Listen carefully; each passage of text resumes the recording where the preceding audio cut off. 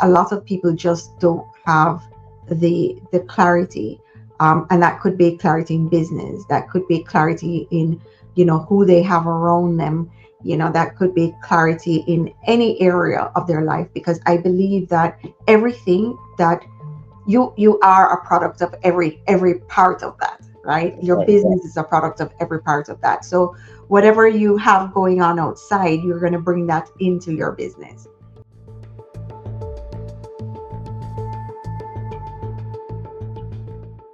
Hey everyone, and thank you for joining us on today's podcast. Today we have Joe Arnao with us. Joe, thank you so much for being here with us today. It's great to be here, Kesi. Thank you for having me. I'm excited to start our conversation. So let me just start here. Tell us how long you've been in the industry and who you serve and what your purpose is. Okay, so real estate industry is primarily where I am right now as far as coaching and consulting with real estate agents and small independent firms. And I've been in the industry since 2003. So it's been a while, and had multiple jobs and I think roles going on through the last 20 plus years. hmm hmm And um, Joe is speaking about the different roles that he's had, and I know you're being quite modest, but in the real estate industry, you have had several pivots, several defining moments. Uh-huh. Can you go into some of that for us and kind of shed light on what 2008 meant to you? Oh, cool. All right. So first it was 2003. I got in and I opened up a brokerage for a developer, and we were all resort area product. So we were developing in on Cape Cod, Mass. We got into New Hampshire and the shore of Rhode Island, and things were cooking pretty well. So we were finding new projects. We were selling our product, and then you say 2008. I say 2006. So it Oh. was, yeah, we felt it early, mid 2006. Things just started to slow down. And it was in part because our product was on the lower end. It was very affordable product to get in. They were mostly cabins and cottages.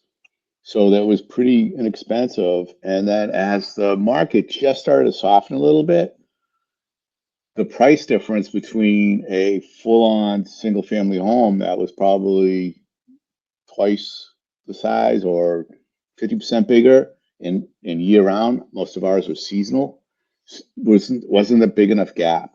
So our product started to sit on the shelf a little bit too long, starting in mid 2006. Beginning of 2006 was phenomenal.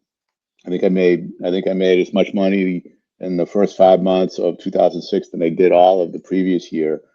Yeah, it just the brakes just came on, and by 2007, beginning 2007, it really started to get scary. The developer I was working for, who was my father-in-law, really started to feel the pain, and he was carrying a lot of notes to keep it all going. So he wasn't going to make it. I didn't want to go down with him. I wanted to try to help sell his product. So I opened up my own brokerage in the three states that we were serving. I had another investor that I had inventory for as well in New Hampshire. And I started to do that and then focus on general brokerage as well. Then 2008 hits, and I'm in the middle of my own brokerage trying to figure it out. And I was a listing agent. And that's all I knew was listings, open houses, marketing, getting people to the house. And now it was a buyer's market. And I didn't even know what that meant, really. So I was still doing what knew how to do. And fortunately, a friend of mine, one of my clients mentioned I go on to this webinar, and the light bulb went on. And that was 2009. I started shifting towards a buyer agent, and by the end of 2009, things started to cook, and I tripled my business, which wasn't great. Um, Yet I tripled my business in less than a year once I shifted, and then it can continue to grow from there. And So 2008 was an opportunity, and it was scary for a lot of people, but it's actually what turned the opportunity around for me when I finally figured out that it was a buyer's market, oh, and I okay. jumped in. All right. So how do you relate that market to now? I know you have your program, and I want you to tell our listeners a little bit more about what it is you're doing now with that program. But how do you see that market compared to this market? And are there any similarities? In some ways, there's some similarities where the prices have come down and they continue to kind of stagnate, and that long-term memory, it's funny, everyone says we have short-term memory, except when it comes to how much people were getting for a house 2 years ago, 3 years ago, they still want that price, right? Mm-hmm. So that doesn't exist anymore, and it's a big battle of the realities behind what today's prices are and what the consumer is willing to pay for it and get it on the market and try and get it off quick enough. So that in that area, it is similar. There is still not as much inventory on the market as there was back then, and there's that whole financial issue is not there. There will be, from what I've been hearing, is there will be some foreclosures coming up that will again create opportunity for buyers to get some properties that might not be in the best shape, yet you'll get them for a great price. So that is going to be reminiscent of 2008 as well in that era. Oh, and can you speak a little bit about your framework that you have now? Sure. So through all that, my own company, I closed my company. I joined a large regional brokerage, brought my team over, kept selling, and I'm leading up to that. Just to give you a little background, because it won't make sense if I just jump right into that. So it was got bored selling again. I had a team and we were doing well. We kept growing, and I got the itch to want to create and help more people. So my whole goal when I had my company was to not have to sell. I like selling, yet I wanted to really help build people up and give them the tools, the education to succeed and have a company, have a true company. So I got that itch again in about 2013. I raised my hand for an opportunity to open up an office for the brokerage I was working with. We did that, and then a few years later, by the time I left Massachusetts to North Carolina, I had 5 offices for that company that I was managing, and I really liked the work. I really liked the recruiting, getting to know new agents, helping them find another path, figuring out if there's a way I can help them with the company I was with, and then coaching. I really enjoy coaching agents, helping them find new paths to build a business, what's really getting in their way. And so, flash forward to today, or 2004, no, 2004, 2024, I had finished 2 more gigs once I came down to North Carolina that were similar roles. And I realized there was some misalignment with what I was doing. I just wasn't happy. I wasn't fulfilled with what I was doing. Even though I liked the work, it just didn't feel right. So I started this company to make it feel right. And by that, I mean, I now work straight for the agent. So as a recruiter, I was always trying to sell my product, which was the company I was working for. And it didn't always fit the agent. And I could see the agent needed help.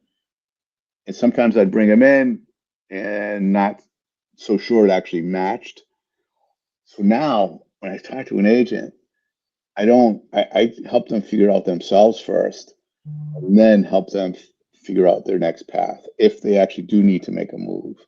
Or if they do need to make a move, I help them figure that out. So they're not being recruited. They're in control of their destiny. They know exactly what they need. They have clarity. They're when they walk into that brokerage and they have that conversation, they know they fit. And in North Carolina, I have the market. I have a whole bunch of independent brokers and some national brands that I work with that I can actually pinpoint where they should go, or give them two ideas to go talk to these people, and it works. Everybody wins that way. The brokerage doesn't have turnover. They get a producing agent, and the agent is where they should be. They're in alignment with the culture, the tools they need, the whole thing, and everybody wins in that instance. There's a huge problem in this industry as a whole, and that's what drove this. Is there's a big problem in the industry, and it's huge turnover. And agents get, they lose money, they lose time, and the firms that are bringing all these people to see who sticks Mm-hmm. are spending all this energy and time just taking a risk on who's going to make it or not. So by me Wow. working with the agent up front, that alignment happens at hello, basically. It's done. Wow. So yeah, we get into this part where I'm hearing you say, like bad leads or it's not aligned. And I think that also works with every entrepreneur. Sometimes you're taking on clients that aren't the right fit, Yeah. right? Because you once you get into that business relationship is when you realize, hey, listen, this is not where I need to be. Yeah. What are some of the things or signs that someone can use to identify if it's the right fit? So yeah, a big part of my process is, and it's a self discovery program that I put together. It takes the agent about 2 or 3 hours on their own to really dig into who they are. Right? I mean, that some people forget. Right? We're under so much pressure as adults, we Mm-hmm. forget who we were as a child or as a kid, and what our dreams were, and how we acted with people. We're still that person, yet it's suppressed. We can't see it, we forget, and we just keep doing what's in front of us. And the role that this process plays is it helps uncover that person again, so that you really understand who you are, and you build guidelines, guardrails on what you're willing to do and what you're not willing to do based on that person. You build guardrails, and you identify the client that you want to work with, the ideal client. Mm-hmm. And it helps you build out your brand. By doing that, you get really focused on who you are, what you stand for, who you want to attract, and it moves you along. It gives you that clarity. And it's not just you. I'm glad you said an entrepreneur. The real estate agent is the good ones are absolutely entrepreneurial. That's it. I mean, it's the most basic raw entrepreneurial role that has a pretty low bar for people to get into, Mm-hmm. yet it is really hard. And if you don't strap in and get on that journey to be an entrepreneur, you're not going to make it. And Mm-hmm. so this applies to, I have a attorney client, I have an insurance agent client, and it definitely crosses all different types of businesses. For that solo entrepreneur, having that foundation, that clear vision on who you are, where you should be, it's the four W's: who, what, where, and why. Who are you? What do you need to succeed? Where should you be? And not necessarily just the firm in the real estate world, the firm you're working with. The where is who you're hanging around with, right? You're doing this podcast so you can hang around with people that are going through the struggles and the paths and the sideways steps and the backward steps of entrepreneurship. So Mm-hmm. that's where I want to be. I created a circle of people that are all on that same journey. So you don't feel alone. I am very much alone, yet I don't feel that way because I'm not in some ways, because I have this group. So the where and then the why. This is the big, getting up every day and running a business. You have to have a big why. There has to Mm-hmm. be, and it has to be that alignment. It can't be just I want to make a lot of money. That does drive some people, and those people I don't think I can work with. It's people that actually have a bigger vision than that want to do more than that. Those are the ones that are really those are the ones that really succeed. If you're just driven by money, sure, you can go and you can make that happen. It's the people that really want to create something bigger than themselves for good reasons. That Mhm. those are my favorite clients. Yeah, and I went to an event once, and I heard him speak about the money magic, or the passion. You know, if you don't really have a passion for what you're doing, I think in this economy people can tell. And when I say economy, I mean like everything that's going on between AI and not knowing what's real online. I think if you're passionate, people can feel it. They can Oh, sense it too. 100%, Hmm. 100%. And that's so we talk about alignment. Once I realized that it was the working for somebody else and selling those other firms was the stuff that was the thing that had that hole in my gut. Um, Once I figured that out, the passion came back, and that freedom of spirit came back, which is great. Hmm. It's not easy Yeah. though. No. It's many side steps, few backward steps. It's a curvy road. Oh, absolutely. Absolutely. Especially branding yourself as someone new in the space and building it out, and really figuring out and testing, because starting a business is definitely not easy, or pivoting is not easy. You know, what were some of the things that made it easier on you that you think anyone listening could implement? Uh, Having the people around you. Is the Uh, people. Supportive wife was huge, and that varies day to day. Uh, on the surface, deep down, have absolute support. Then that's huge. And then having the people around you, do not try to do this on your own. The people that you want around you are forward thinking, positive people. They don't have problems.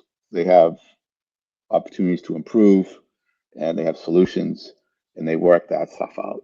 It is so important for you not to be around people that are negative. Turn the turn the radio off, turn the news off, get that stuff out of your head. Hmm. You have enough to worry about instead of the world. Know what's going on. Don't put your head in the sand. Just don't get emotionally involved in it. And you get enough emotions going on in your business. So it's all about being around the right people, I think, is probably the biggest thing that I Hmm. would suggest. And I have a mastermind. It's phenomenal. We were together yesterday. Once a month we get together and we talk about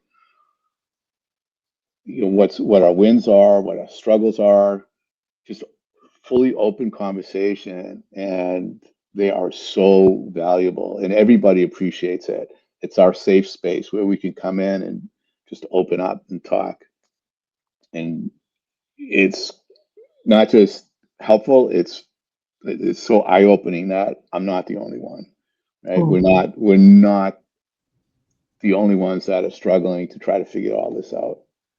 I love that you said that. I love that you said that, because we were speaking about it before, but a lot of people just don't have the clarity, and that could be clarity in business, that could be clarity in who they have around them, that could be clarity in any area of their life, because I believe that everything that you are a product of every part of that, right? That's Your right. business is a product of every part of that. So whatever you have going on outside, you're going to bring that into your business, That's right. right?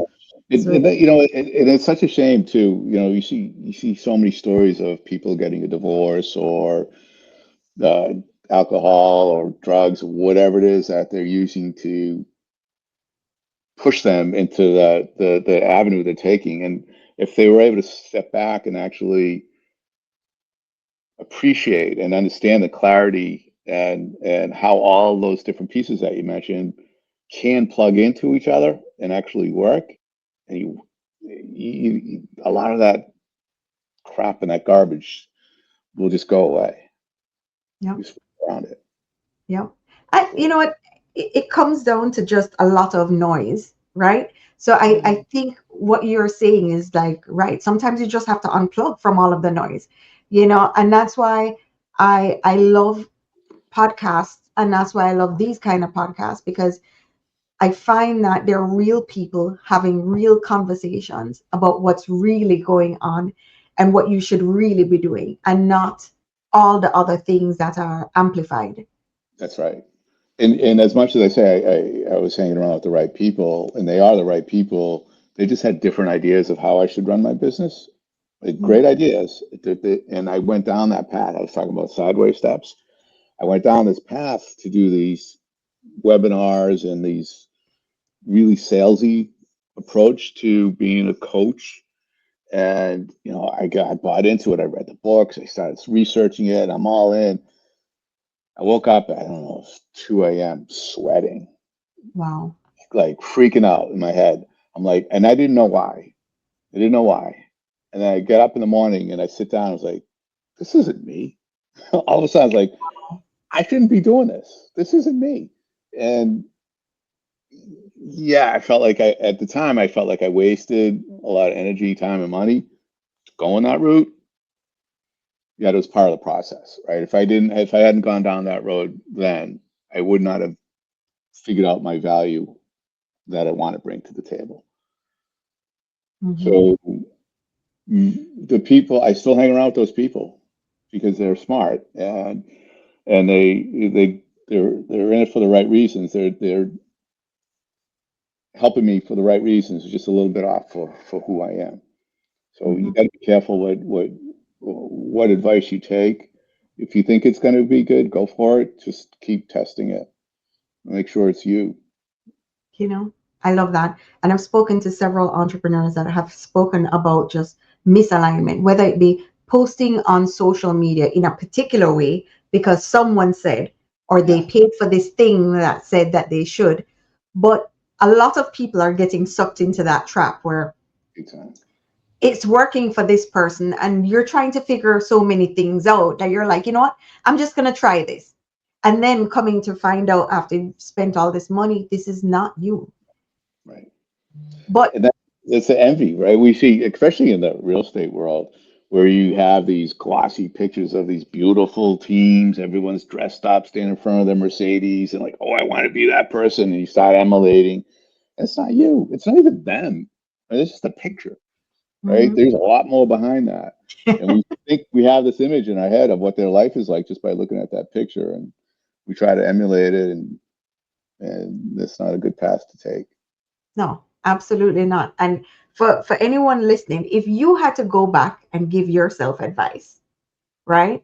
What Hmm. advice would that be? And what tool would you give yourself? Yeah, I probably would have hired a coach way sooner. Yeah. I hired my well, I had a coach prior with my personal coach. I had coached through business. My company through my personal coach in 2019 because I was feeling this misalignment. Hmm. And had I gotten that to her earlier and really started to develop my uh, what was what it could be, started working on that earlier, I probably would have saved some time. Although it's hard to say that because from 2019 to 24, if I hadn't had those experiences, it, I probably would not have seen the path. So it's hard. Get a coach early, work it through with somebody. Even when I had my own business, I did not have a coach, and if I had one back then in 2009, 8, I may still have that. I may still have had that business going. I may have made it through, um, and not wanted to just get rid of it. So yeah, get a coach. And here, the difference. So I was a coach inside as an employee, and so I was trying to coach my agents. I was free to them. Company, I shouldn't say free. I was company provided to them. So they were like, "Oh, let's go. Let's sit down with Joe and figure things out." And then they would sit down. We'd sit down. They, oh, great, great, great. Go off to do some of it for about 3 weeks, 4 weeks, and then they'd never come back, and they would go off track. When you hire a coach, Now that I actually people have to pay me, they show up, they do the work. It is so gratifying to watch somebody really want to change, really want to make a difference in their world, not just in their business, but in their world, because it all intertwines, like we were talking about, um, and dig in and open up and really want to make a difference. It's phenomenal. It's really great. So I would suggest pay for a coach. That's what I would suggest early.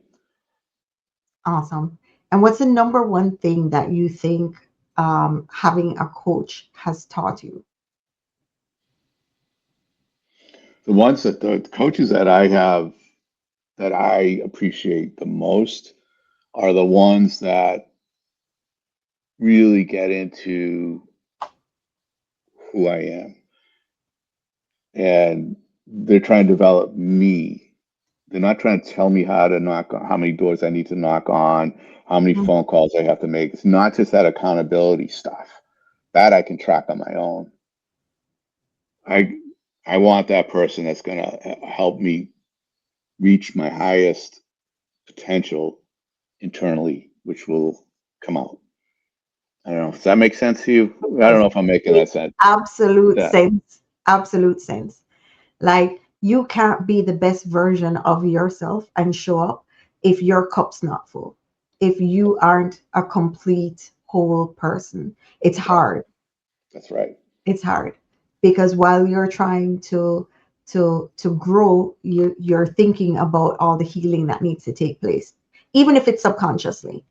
Yeah, yeah, yeah. And if you're not having somebody pointing it out, so going through the coaching program right now, I'm in a group coaching program, and they're not all entrepreneurs.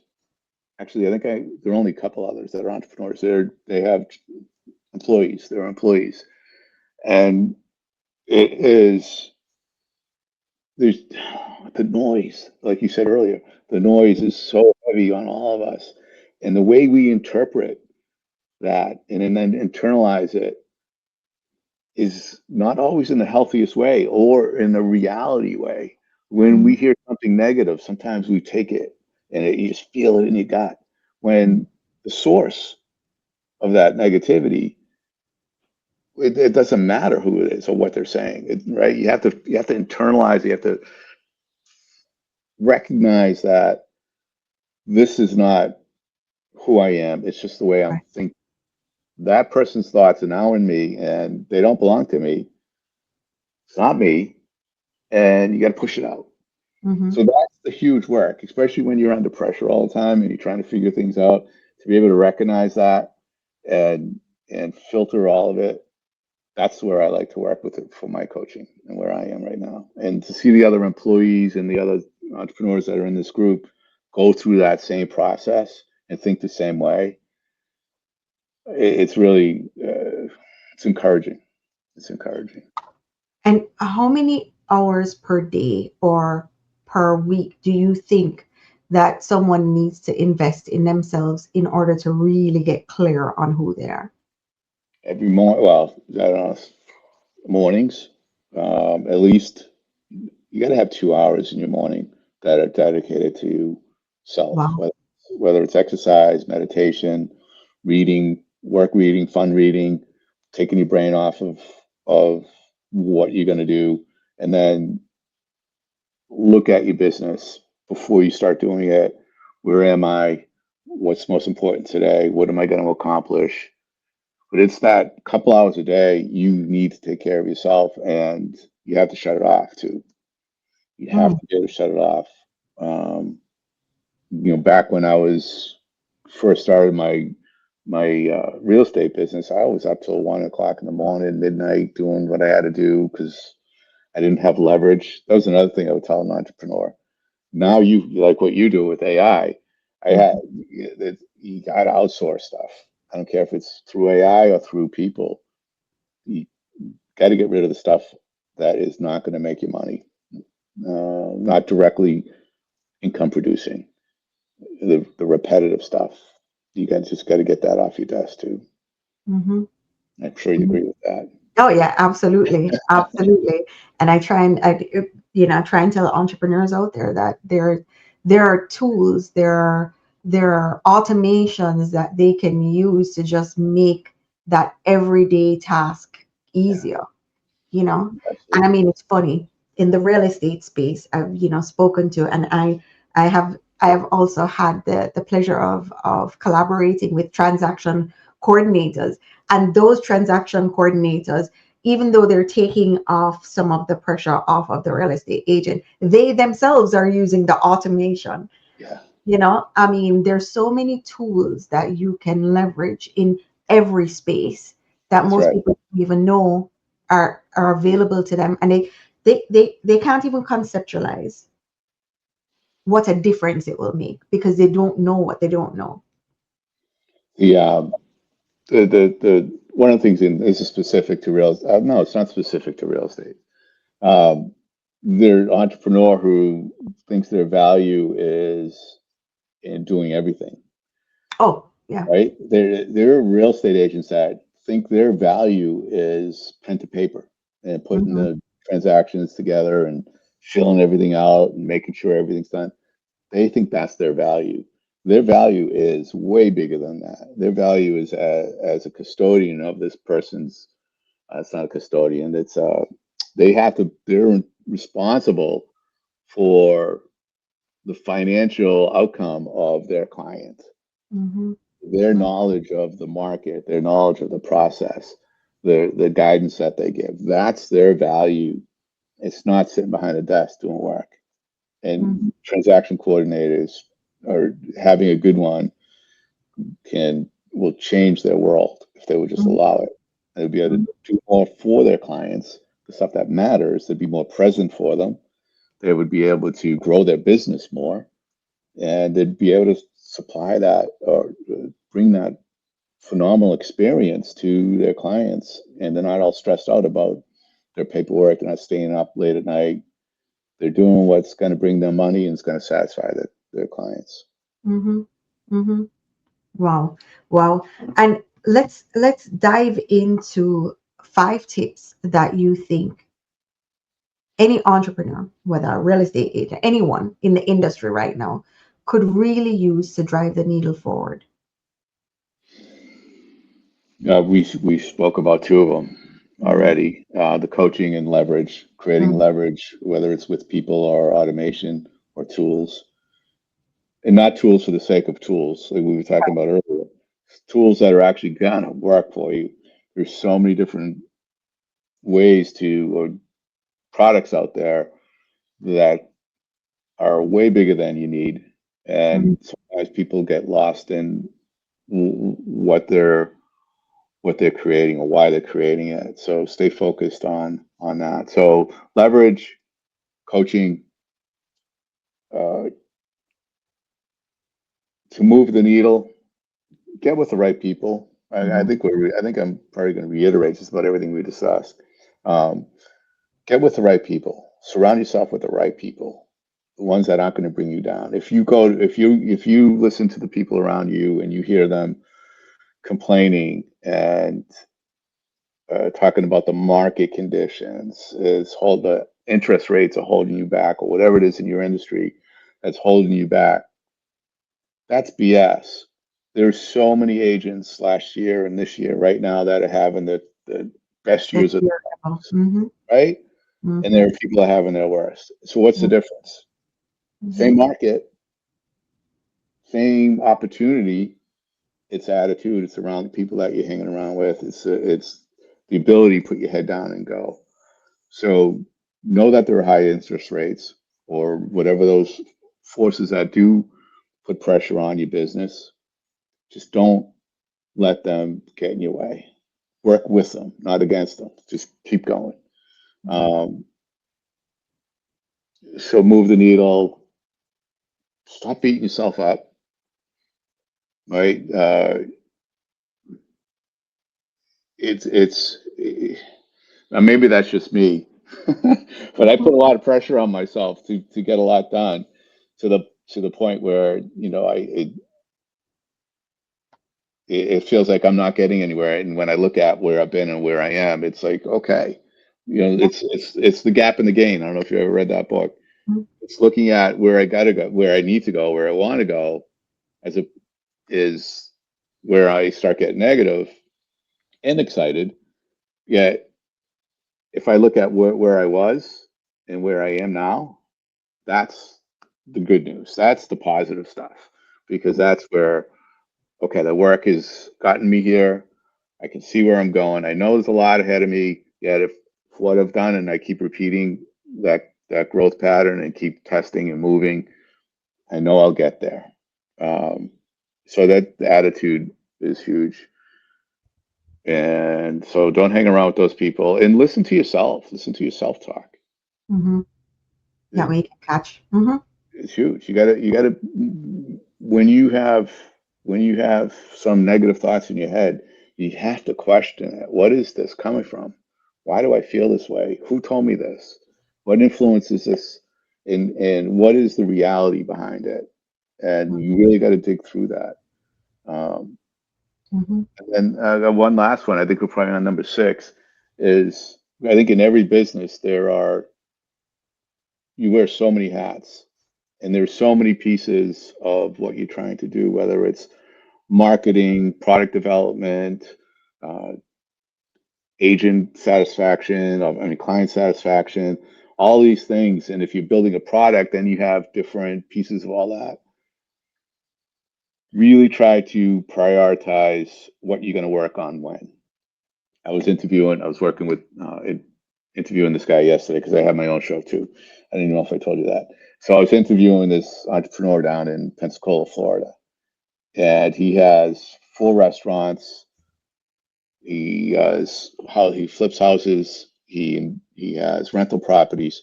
So he has all these different elements of his businesses, and he has it scheduled out on what day he's working on what. So 2 days a week he's working Monday, Tuesday. It's mostly real estate, and then or restaurants, and then it goes. So every day he knows what he's doing. And you have to stick to that. You have to have some kind of discipline into when you're going to be working on what. And I say that, and I had 11 sticky notes of all the different components that I've been working on over the last 2 years. And I have to look at them every day and say, okay, working that, got that, got that. And then Mhm. now what I need to work on that day or the next day. That's primarily at best if I do it the day before and look at it. So it's a You lot know, going on. there is always, and I think one of the best books I've ever read on that was A 12-Week Year. Hmm. And that book, in terms of blocking time for specific things, was probably one of the best books I've read on that specific thing because we have so many hats again that we wear, and especially when you run multiple businesses, right? Like, you have the podcast and the for me, the AI automation, the podcast, the this, the that, it is definitely blocking out time in order to get all of those things done. It is. And I just realized I don't even have my podcast on one of the sticky notes. um, yeah, so last year, 2025, I did a yearly plan of what I wanted to do. And when I got to the end of the year and I looked at it, I was like, okay, I accomplished that, exceeded that, scratched that, barely got anything done there. And I realized that my thought in January or December was going to be 12 months, 13 months from now was is not it's not a realistic measurement. Hmm. 12 week year is so much more attainable where you can say, okay, next 12 weeks I'm going to get this done, this done, this done. Hmm. Hmm. And you can control that a lot more. Hmm. Is waiting 12 months, 13 months and trying to figure out what's going to work now because you're going to have to shift. Yeah. Like I said, I've shifted so many times in the last 14 months, um, uh, 16 months that it's there's no way you could do that in the 12 week year is absolutely a great book. Hmm. Hmm. I agree. Joe, thank you so much. Where can our audience find you? LinkedIn is my favorite. I do everything there. I mean, that's where you'll see most of my thoughts. Where I have I post my show there, so you'll see the show weekly. I put all my thoughts in there. I have a newsletter that I put in there, and that's probably the best place for LinkedIn. Joe Arnao, Arnao, if you want to say it phonetically. Yeah, I would suggest LinkedIn. Awesome. Joe, thank you so much for coming on today. For our listeners, I'm going to make sure that I leave Joe's information on the show notes here on YouTube. If you're listening to us on the podcast on Spotify, you can head over to YouTube and you'll see his information in the show notes. Joe, thank you so much for coming on today. It's been a pleasure, Cassie. Thanks so much.